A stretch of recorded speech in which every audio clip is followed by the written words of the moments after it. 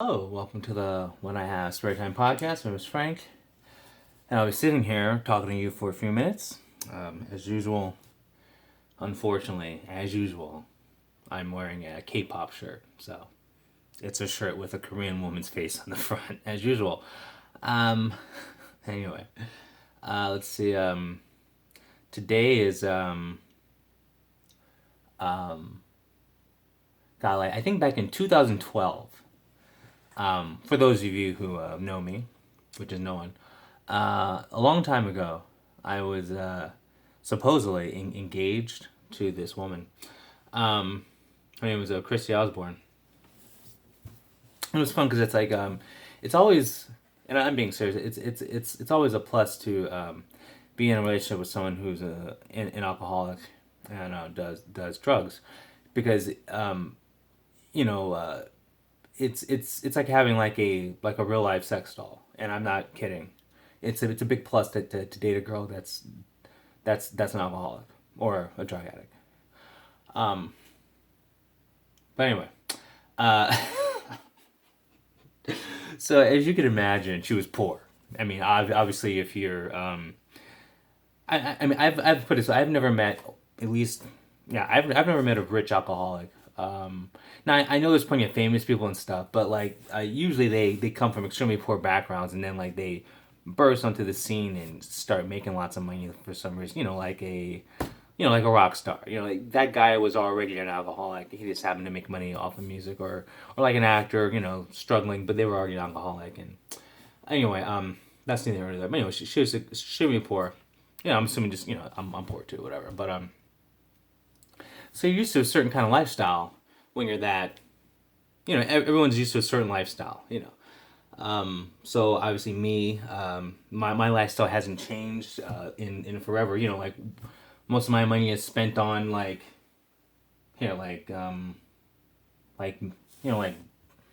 like gaming stuff. So, like I play BattleTech, so I got like miniatures of like you know giant robots, and like a child, you roll dice and they fight each other. Pew, pew, pew. Anyway, so like my hobbies don't cost a lot, and obviously like vodka that doesn't cost a lot, and this whatever doesn't cost a lot. But anyway, so like I'm just saying, like you find entertainment, like you don't need to be rich to have fun. But anyway, that's beside the point.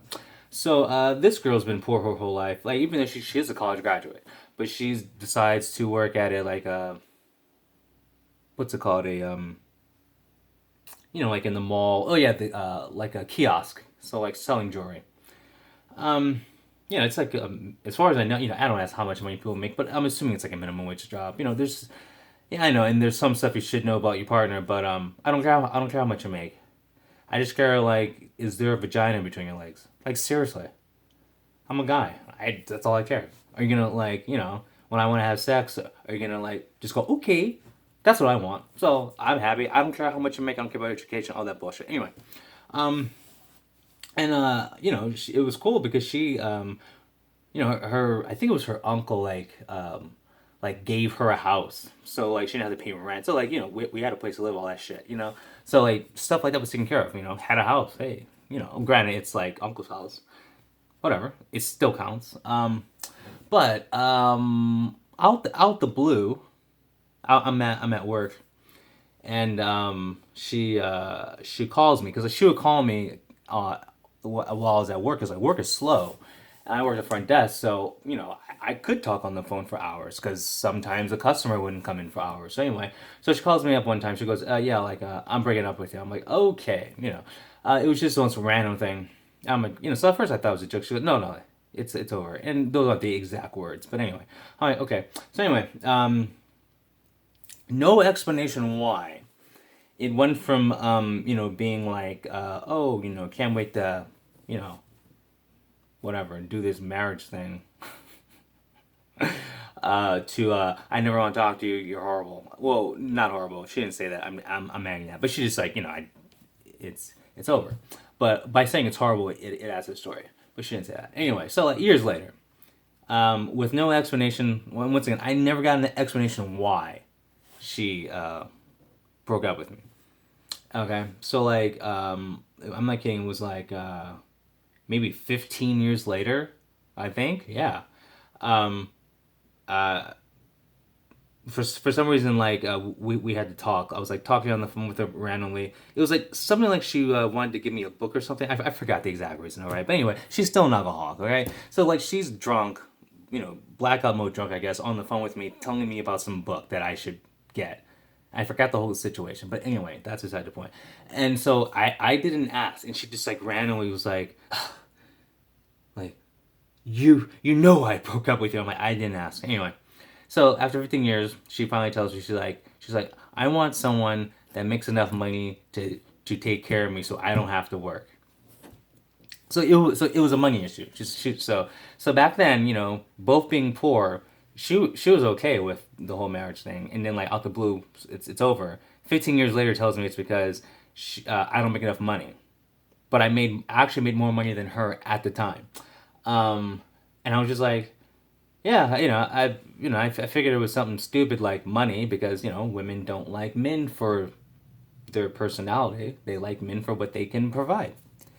And so I'm just assuming maybe she had a epitome or some life, whatever, come to Jesus moment where she's like, well, I actually just want a guy for his bank account.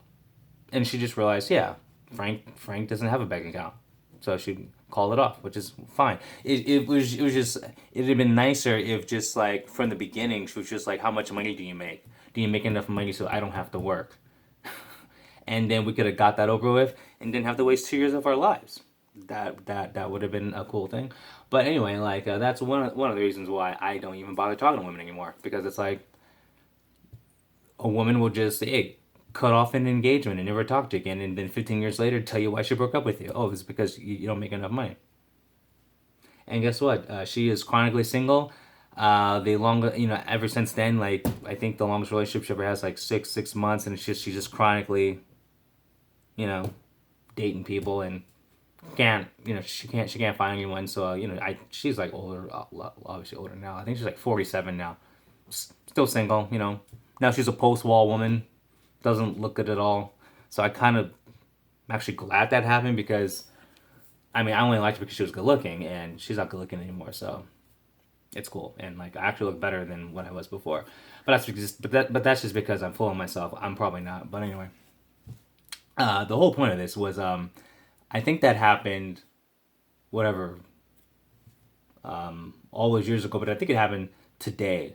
But the whole point was this was like I don't understand people where like something bad happens to them, and then like years later on that exact day where it happened, they get all sad, and I'm like, oh, how come that doesn't happen to me?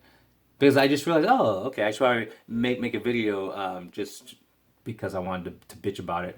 But yeah, I don't get people where like a tragedy happens and then like every year on that tragedy they're like, ugh, I can't deal.